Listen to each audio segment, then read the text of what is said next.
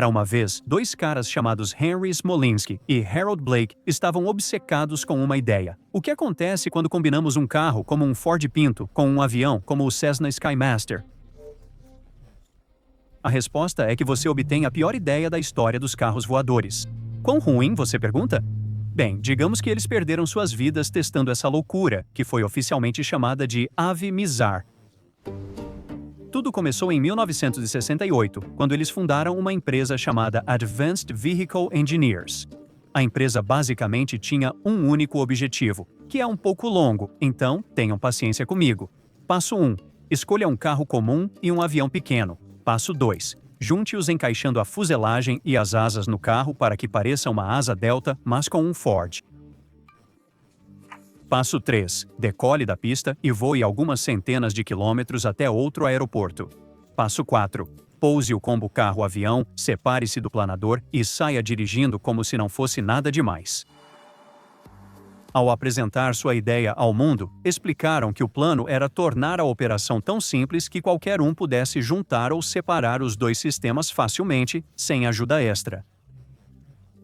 Sim, claro, porque juntar um carro e um avião não parece nada difícil. De qualquer forma, eles realmente acreditavam que esse carro voador, que ficou conhecido como Pinto Voador, poderia revolucionar o transporte pessoal, entrando em produção em massa e com preço acessível para qualquer pessoa, custando até R$29 mil. Eles imaginavam cada família tendo sua própria versão de jato particular, indo ao trabalho, ou sei lá, passando um fim de semana romântico em Paris. Tá bom, talvez eu esteja exagerando aqui. Afinal, o carro voador não podia ir tão longe. Algumas fontes dizem que ele só percorria cerca de 1.000 milhas, mas isso ainda é suficiente para alguém de Boston voar até Miami para pegar um bronzeado rápido e voltar para casa antes do jantar. Essa invenção teria sido vantajosa para todos. As pessoas economizariam horas em engarrafamentos e os inventores seriam pioneiros na história da aviação. Parece um sonho, mas o Pinto Voador nunca passou do período de testes. Havia alguns motivos, mas os problemas começaram com o carro escolhido, o Ford Pinto.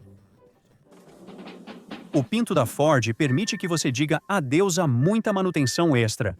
Esse carro foi um sucesso enorme quando lançado, vendendo mais de 800 mil unidades nos primeiros 2 anos. Mas para Smolinski e Blake, o Pinto não foi escolha imediata, e eles passaram 2 anos trabalhando em projetos antes de decidir.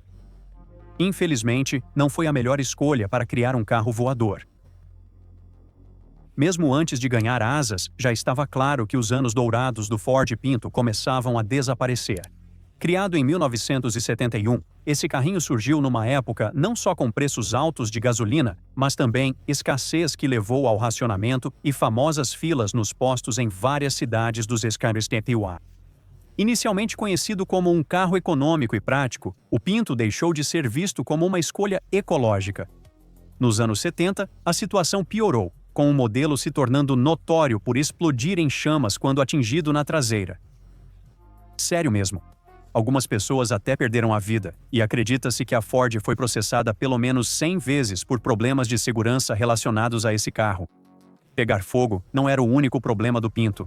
Sua estrutura traseira não foi projetada para absorver adequadamente impactos fortes. Bem, apesar desses sinais de alerta, o Ford Pinto foi o escolhido.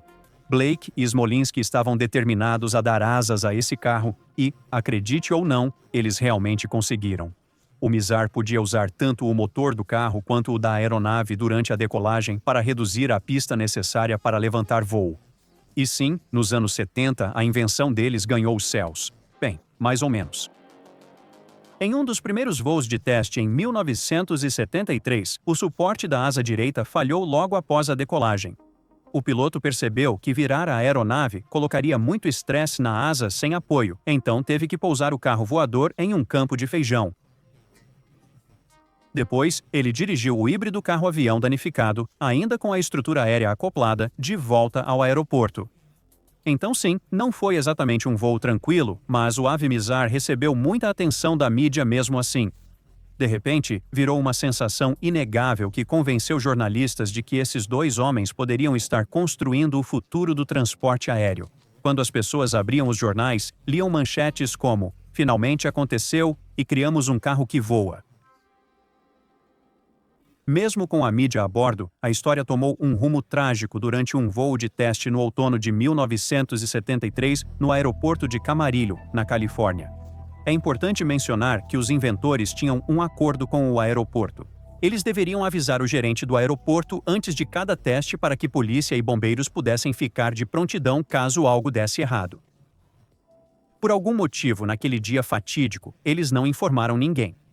Foi a primeira vez que pularam essa etapa. Infelizmente, também foi a última. Em 11 de setembro, eles decolaram com sucesso, mas cerca de 2 minutos depois, a asa direita dobrou sobre si mesma. O ave Mizar girou e despencou, com pedaços caindo no ar. Testemunhas viram quando bateu numa árvore, colidiu com uma picape estacionada e pegou fogo. Tragicamente, ambos perderam a vida instantaneamente. Se foi pelo impacto, queimaduras ou inalação de fumaça, não está claro. Então, o que exatamente deu errado? Após investigação, o Conselho Nacional de Segurança nos Transportes encontrou vários problemas nesse carro voador de vida curta. Para começar, mesmo o Pinto sendo um carro pequeno, o Ava Mizar era simplesmente pesado demais. Já estava acima do limite de peso da fuselagem Skymaster antes de alguém entrar ou adicionar combustível. Também acharam peças soltas e um problema de solda que causou falha no suporte da asa direita, o mesmo problema já visto em testes anteriores.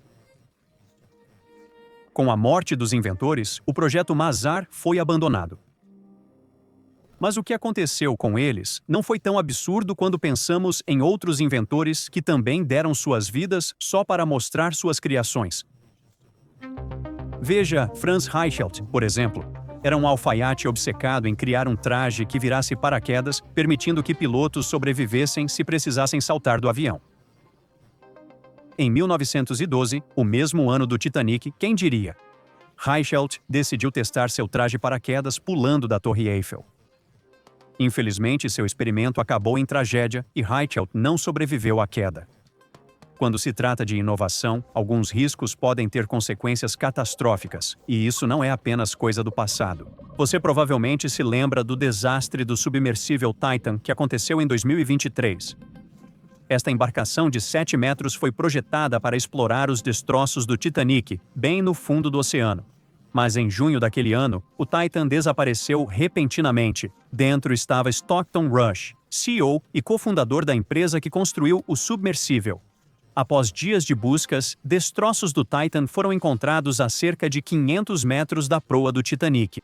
O submarino havia implodido sob a imensa pressão do mar profundo, e todos a bordo, incluindo Rush, perderam suas vidas. Ironicamente, antes dessa viagem fatal, Rush havia dito a um repórter que segurança era puro desperdício. Bem, o que posso dizer? Parece que, na busca pela inovação, alguns inventores priorizam ambição em vez de cautela, levando a consequências devastadoras como estas. A lição? Olhe antes de pular. Olhe mesmo, de verdade. É isso por hoje. Então, se você satisfez sua curiosidade, dê um like no vídeo e compartilhe com seus amigos. Ou, se quiser mais, clique nesses vídeos e fique do lado positivo.